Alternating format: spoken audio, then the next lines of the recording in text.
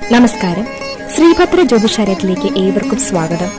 നൂറ്റാണ്ടുകൾ പഴക്കമുള്ള ജ്യോതിഷ കുടുംബാംഗം, വസ്തുനഷ്ടവും കൃത്യവുമായ ഫലപ്രവചനം, നിങ്ങളുടെ മനോദുഃഖങ്ങളും കഷ്ടതകളും ജ്യോതിഷത്തിലൂടെ മനസ്സിലാക്കി പരിഹാരം നിർദ്ദേശിക്കുന്നു. ജ്യോതിഷ സംബന്ധമായ കൂടുതൽ വിവരങ്ങൾക്ക് താഴെ കാണുന്ന വാട്സ്ആപ്പ് നമ്പറിൽ ബന്ധപ്പെടുക. ഓൺലൈൻ സർവീസ് ലഭ്യമാണ്. നമ്മുടെ ചാനൽ സബ്സ്ക്രൈബ് ചെയ്യുക, പേജ് ഫോളോ ചെയ്യുക.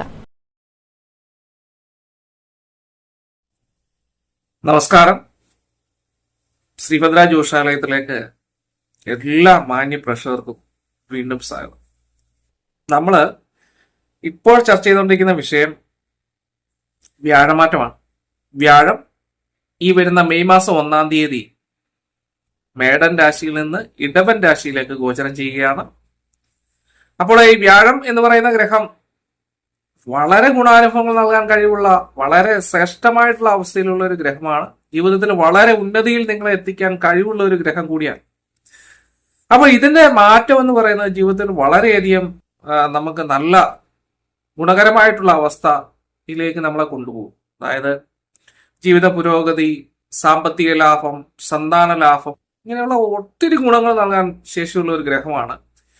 പ്രത്യേകിച്ച് ജ്യോതിഷത്തിൽ വ്യാഴം എന്ന് പറയുന്ന ഗ്രഹത്തിനെ ആശ്രയിച്ചാണ് എല്ലാ കാര്യങ്ങളും സ്റ്റാർട്ട് ചെയ്യുന്നത്. വ്യാഴം എന്ന് പറയുന്ന ഗ്രഹമാണ് ഈശ്വരാധീനം ചിന്തിക്കുന്നത്, മഹാവിഷ്ണുവിന്റെ സാന്നിധ്യം ചിന്തിക്കുന്നത്, വിഷ്ണുവിന്റെ പ്രഭ, അതായത് മഹാവിഷ്ണുവിന്റെ പ്രഭയും അതുപോലെ തന്നെ കൃഷ്ണന്റെ സാന്നിധ്യം. നമ്മൾ കൃഷ്ണന്റെ ക്ഷേത്രത്തിലൊക്കെ വഴിപാട് നടത്തിയിട്ട് ചെല്ലാൻ പറയും. എന്നിട്ട് നമ്മൾ വ്യാഴപ്രീതിയാണ് നോക്കുന്നത്. അപ്പോൾ അതുകൊണ്ട് തന്നെ വ്യാഴം എന്ന് പറയുന്ന ഗ്രഹം നമുക്ക് വളരെ പ്രതിബന്ധങ്ങൾ ഉണ്ടെങ്കിലും, എത്ര വളരെ പ്രതിബന്ധങ്ങൾ ഉണ്ടെങ്കിലും അതൊക്കെ മാറ്റിത്തരുന്ന സാന്നിധ്യമുള്ള, വിഷ്ണു ഭഗവാന്റെ സാന്നിധ്യമുള്ള ഒരു ഗ്രഹമാണ്. അതുകൊണ്ട് തന്നെ ഇതിന്റെ ഒരു മാറ്റം എന്ന് പറയുന്നത് ജീവിതത്തിൽ നിങ്ങളെ വളരെ നല്ല നിലയിലെത്തിക്കും. മോശമാണെങ്കിൽ അധികമായിട്ടുള്ള മോശമൊന്നും ഈ വ്യാഴം എന്ന് പറയുന്ന ഗ്രഹം ചെയ്യില്ല കേട്ടോ. എന്നാലും ചെറിയ ചെറിയ പ്രശ്നങ്ങളോടൊക്കെ കടന്നു പോകും. അപ്പോൾ നമുക്കിനി പറയാനുള്ളത് ചിങ്ങൻ രാശിയാണ്. അപ്പൊ ഈ ചിങ്ങൻ രാശിക്കാർക്ക് മകം, പൂരം, ഉത്രത്തിന്റെ കാൽഭാഗം 15 നാഴിക ചേർന്നാണ് ചിങ്ങൻ രാശി. ചിങ്ങൻ രാശിക്കാർക്ക് വ്യാഴത്തിന്റെ സ്ഥിതി കർമ്മസ്ഥാനത്താണ്. അപ്പൊ കർമ്മ മേഖലയിൽ വളരെ പുരോഗതി ലഭിക്കും. കർമ്മ മേഖല എന്ന് പറഞ്ഞാൽ ജോലി മേഖലയിലൊക്കെ പ്രമോഷൻ ഇത്യാദി കാര്യങ്ങളൊക്കെ ഉണ്ടാവും. പുതിയ ജോലികൾ മാറി ലഭിക്കും. ജോലികൾ പുതിയ അന്വേഷിക്കുന്നവർക്ക് പുതിയ ജോലികൾ മാറി ലഭിക്കുന്നതാണ്. പിന്നെ അതോടൊപ്പം തന്നെ പുതിയ പുതിയ മേഖലയിലുള്ള ജോലികൾ നമുക്ക് തേടിപ്പോയാൽ അതൊക്കെ വളരെ വേഗത്തിൽ ലഭിക്കും. പിന്നെ സ്ഥാനക്കയറ്റങ്ങൾ ഉണ്ടാകും, പ്രമോഷൻ ഇത്യാദി കാര്യങ്ങളൊക്കെ ഉണ്ടാകും. പുതിയ പുതിയ ബിസിനസ്സുകളൊക്കെ ചെയ്ത് ധനലാഭങ്ങളൊക്കെ ഉണ്ടാകാനുള്ള ഒരു അവസ്ഥ ഉള്ള ഒരു കാലം കൂടിയാണിത്. അപ്പൊ ഇതെങ്ങനെ ലഭിക്കുന്നു എന്നുകൂടെ നമ്മൾ മനസ്സിലാക്കിയിരിക്കണം അല്ലെ. നിങ്ങളുടെ ഗ്രഹനിലയിൽ അല്ലെങ്കിൽ നിങ്ങളുടെ ജാതകത്തിൽ ഈ വ്യാഴത്തിനും ബലം വേണം കേട്ടോ. അല്ലെങ്കിൽ ഞാൻ ഇല്ല പറഞ്ഞ പോലെ എന്താണ്, നമുക്ക് നല്ലത് കാര്യമായിട്ട് ലഭിക്കില്ല, എങ്ങനെയൊക്കെ ഓടിപ്പോത്തേ ഉള്ളൂ. അങ്ങനെ നമ്മൾ അത് അറിയണമെന്നുണ്ടെങ്കിൽ നമ്മുടെ ഡേറ്റ് ഓഫ് ബർത്ത് ജനസമയം കൊടുത്ത് ജ്യോതിഷനെ കൊണ്ട് നമ്മുടെ ദശാകാലവും ഗ്രഹനിലയിൽ വ്യാഴത്തിന്റെ ബലമൊക്കെ പരിശോധിക്കണം. എന്നെങ്കിൽ മാത്രമേ അറിയാനായിട്ട് സാധിക്കത്തുള്ളൂ. പിന്നെ നമ്മൾ ഇപ്പോൾ നടക്കുന്ന ദശാകാലം, ഇപ്പൊ വ്യാഴദശയ്ക്കാണെങ്കിൽ വ്യാഴം ബലവാനായിട്ടാണെങ്കിൽ നമുക്ക് പറയണ്ട, നമ്മൾ അത്യുന്നതിയിൽ എത്തുന്ന സമയമാണ് കേട്ടോ. നമ്മൾ സാമ്പത്തികമായിട്ട് വളരെ ഉന്നതിയിലെത്തും. ബിസിനസ്സിലൂടെ ഒക്കെ പോകുന്ന ആൾക്കാരാണെങ്കിൽ ആ ബിസിനസ് കൊണ്ട് നിങ്ങൾക്ക് ജീവിതത്തിൽ വളരെ ഉന്നതിയിൽ എത്താനായിട്ട് സാധിക്കും. പുതിയ പുതിയ ബിസിനസ്സുകൾ ആരംഭിക്കാനായിട്ട് സാധിക്കും. അപ്പൊ അങ്ങനെയുള്ള വളരെ നല്ല ഭാവങ്ങളിലൊക്കെ നിങ്ങൾ എത്തിച്ചേരാനായിട്ടുള്ള അവസ്ഥ ഉണ്ടാവും. വിദേശ സംബന്ധമായിട്ടുള്ള ജോലി ലഭിക്കാൻ ആഗ്രഹിക്കുന്നവരൊക്കെ ആണെങ്കിൽ വേഗത്തിൽ അതിന് പോകാനായിട്ട് സാധിക്കും, ലഭിക്കും. അതുപോലെ വിദേശത്ത് പോയി പഠിക്കുന്നതിനും ഒക്കെ വളരെ നല്ല സമയമാണ്. സന്താനകാരകനാണ് വ്യാഴം കേട്ടോ. അപ്പൊ സന്താനങ്ങളെ കൊണ്ടുള്ള പലവിധ ഗുണാനുഭവങ്ങൾ നമുക്ക് ലഭിക്കും. സന്താനങ്ങൾക്ക് ജോലി ലഭിക്കാം, വിദേശത്തൊക്കെ പോയി പഠിക്കാൻ അല്ലെങ്കിൽ വിദേശത്ത് ജോലി ലഭിക്കാനും ഒക്കെ സന്താനങ്ങൾക്ക് ഈ ഒരു കാലം അനുകൂലമായിട്ടാണ് കാണുന്നത്. നമുക്ക് സന്താനങ്ങളൊക്കെ തന്നെ നമ്മുടെ കൂടെ വന്ന് നിൽക്കും. അത് മുഖേനയുള്ള മാനസികമായിട്ടുള്ള സന്തോഷങ്ങൾ ഒക്കെ തന്നെ ലഭിക്കും. ചില നമ്മൾ പറയത്തില്ല, തുക തെറ്റിയ സന്താനങ്ങളൊക്കെ കുറച്ചെങ്കിലും നേരെയാവും കേട്ടോ. അപ്പൊ അങ്ങനെ ഞാൻ തുക തെറ്റിയെന്ന് പറഞ്ഞ് മോശമായിട്ട് കാണണ്ട, നമ്മൾ നാട്ടുഭാഷ അങ്ങ് പറഞ്ഞത് മാത്രമേ ഉള്ളൂ. അപ്പൊ അങ്ങനെയൊക്കെയുള്ള ഗുണാനുഭവങ്ങളൊക്കെ തന്നെ നമുക്ക് നൽകുന്ന ഗ്രഹമാണ്. പിന്നെ പുതിയ ബിസിനസ്സുകളിൽ നിന്നുള്ള ധനലാഭങ്ങൾ ലഭിക്കും. കൂട്ടു ബിസിനസ് മുഖേന വിദേശത്തൊക്കെ നമുക്ക് തുടങ്ങാനായിട്ട് സാധിക്കും. അതിനുള്ള ധനലാഭങ്ങളൊക്കെ വന്നു ചേരുന്ന ഒരു കാലമാണ് ഈ ഒരു വ്യാഴമാറ്റം കൊണ്ട് നമുക്ക് ലഭിക്കുന്നത് കേട്ടോ. പിന്നെ ഇതിനിടയ്ക്ക് ഞാൻ വേറൊരു കാര്യം കൂടെ നിങ്ങളോട് പറയാം. എന്താണ്?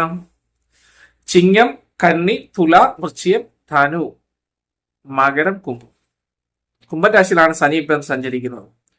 അപ്പൊ 7ലാണ് ശനി. ഈ 7ൽ ശനി എന്ന് കഴിഞ്ഞാൽ അതിനെ കണ്ടകശനി ദോഷം എന്നൊരു കാര്യം കൂടെ ഉണ്ട് കേട്ടോ. നമുക്ക് എന്താണെങ്കിലും ഒരു ഗുണം ഉണ്ടെങ്കിൽ ഒരു ദോഷം കൂടെ ഇടയ്ക്ക് നമുക്ക് പ്രശ്നമായിട്ട് തീരും അല്ലെ. അങ്ങനെ പറയുന്ന ഒരു അവസ്ഥയൂടെ ഒക്കെ ഉണ്ട്.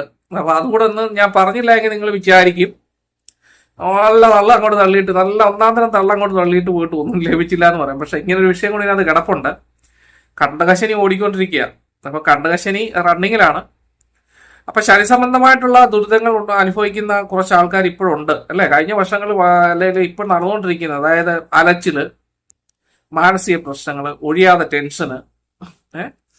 അപ്പൊ അങ്ങനെ പിന്നെ അതുപോലെ തന്നെ എന്തിനിറങ്ങി തിരിച്ചാലും തടസ്സങ്ങള്, വിദേശ രാജ്യങ്ങളിലൊക്കെ പോയി ജോലിയൊക്കെ ലഭിക്കുന്നു പറഞ്ഞു പോയിട്ട് ഒന്നും കിട്ടാത്ത ഒരവസ്ഥ, ഇത്യാദി കാര്യങ്ങളിലൂടെ പോകുന്ന കുറെ ആൾക്കാരൊക്കെ ഉണ്ട് ഇപ്പോൾ അല്ലെ. ആ കണ്ടകശനിയുടെ ദോഷങ്ങൾ, ഈ കണ്ടകശനിയൊക്കെ വരുമ്പോൾ ശനിയുടെ പ്രാബല്യം അല്ലെ, ശനി മോശാവസ്ഥയിലാണ് അതിന്റെ പ്രാബല്യം ശരിക്കും കാണിക്കുന്നത് എന്ന് പറഞ്ഞാൽ നമ്മളെ വിദേശത്തൊക്കെ കൊണ്ടുപോയിട്ടൊക്കെ നമ്മളെ ശരിക്കും കഷ്ടപ്പെടുത്തിക്കള. വിദേശം എന്ന് പറഞ്ഞാൽ അന്യദേശവാസമാണ് വിദേശം എന്ന് പറഞ്ഞാൽ. അപ്പൊ അന്യദേശത്ത് പോയി നമ്മൾ അലയുന്ന ഒരവസ്ഥയ്ക്ക് ഉണ്ടാവും കേട്ടോ. അപ്പൊ അത് ഈ കൂട്ടത്തിൽ ഞാൻ പറഞ്ഞില്ല എന്നുണ്ടെങ്കിൽ നിങ്ങൾ വിചാരിക്കും നല്ലത് മാത്രം പറഞ്ഞിട്ട് പോയി. കണ്ടകശനിയുടെ ഞാൻ അനുഭവിച്ചുകൊണ്ടിരിക്കുക. ഞാൻ കഴിഞ്ഞ വർഷം മുഴുവൻ ഞാൻ നട്ടം തിരിയുമായിരുന്നു.